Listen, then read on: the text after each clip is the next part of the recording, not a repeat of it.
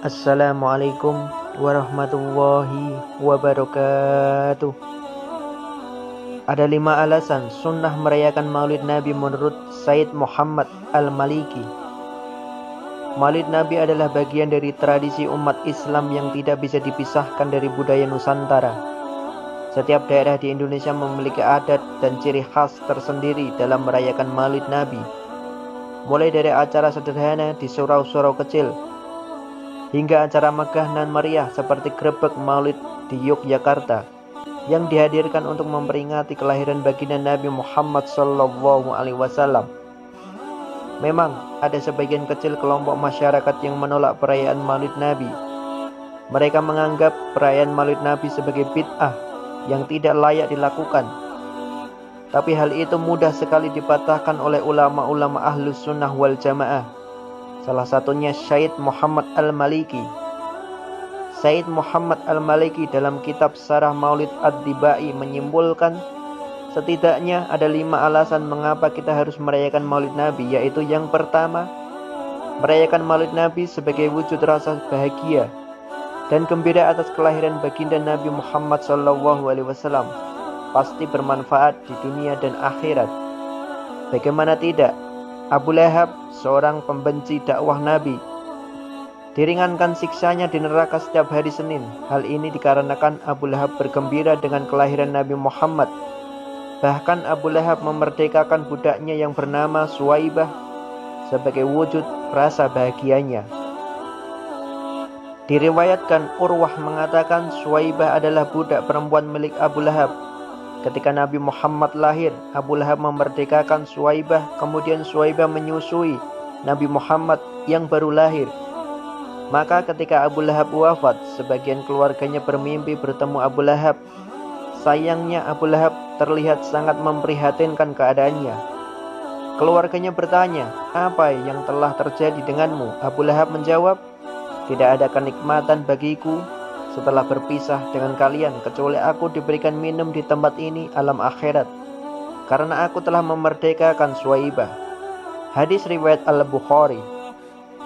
Al-Hafidh Muhammad bin Nasir ad-Din ad-Dimsyaki mendendangkan sebuah puisi yang sangat indah mengenai hal ini, yang artinya apabila seorang kafir Abu Lahab yang dihinakan dengan ayat Tabbat Yada, sungguh sangat celaka bagimu menetap abadi di neraka Jahim. Diceritakan dalam sebuah riwayat bahwa setiap hari Senin datang, Abu Lahab diringankan siksanya karena gembira dengan lahirnya Nabi Ahmad. Lantas bagaimana pendapatmu dengan seseorang yang panjang umurnya gembira dengan kelahiran Nabi dan ia wafat dalam keadaan beriman? Yang kedua, Nabi Muhammad saja banyak berpuasa di hari Senin sebagai ungkapan rasa syukur atas kelahirannya. Karena dengan kelahiran baginda Nabi Muhammad, manusia menemukan cahaya agama Islam. Tentu kita sebagai umat Nabi harus merasa sangat bersyukur dengan kelahiran baginda Nabi. Diriwayatkan dari Abu Qatadah Al-Ansari bahwa suatu ketika Rasulullah ditanyai mengenai kebiasaannya berpuasa di hari Senin.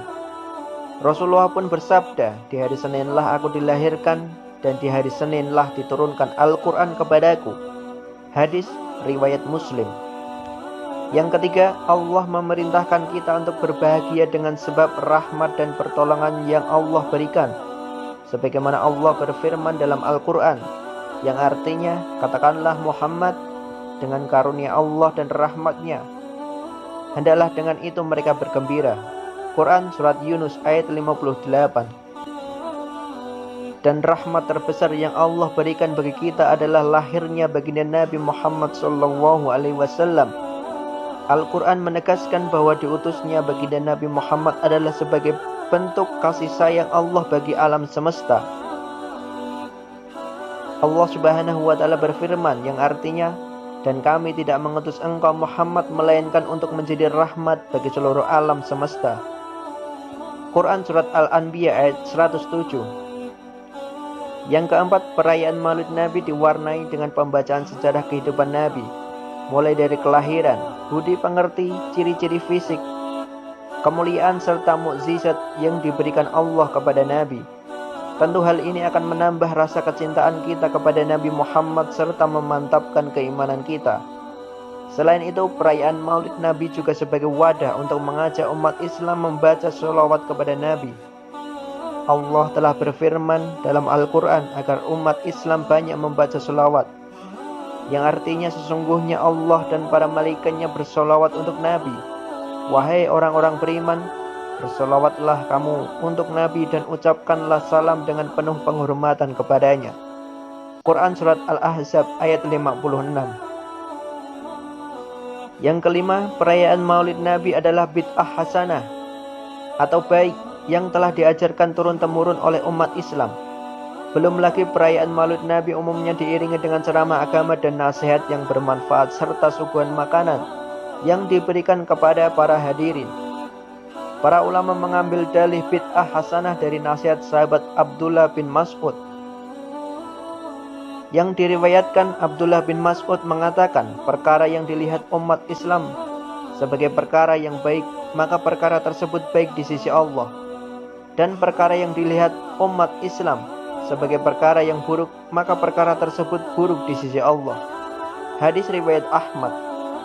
Di sisi lain, para ulama fikih menetapkan kaidah, setiap wasilah perbuatan dihukumi sesuai dengan tujuannya.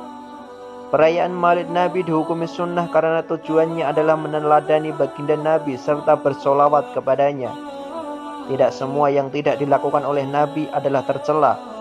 Contoh lain yang juga berupa bid'ah hasanah yaitu pembukuan Al-Quran yang dilaksanakan di zaman Khalifah Utsman bin Affan. Kita tahu bahwa jerih payah pembukuan Al-Quran tidak diperintahkan oleh Rasulullah SAW, akan tetapi manfaatnya bisa kita rasakan hingga hari ini.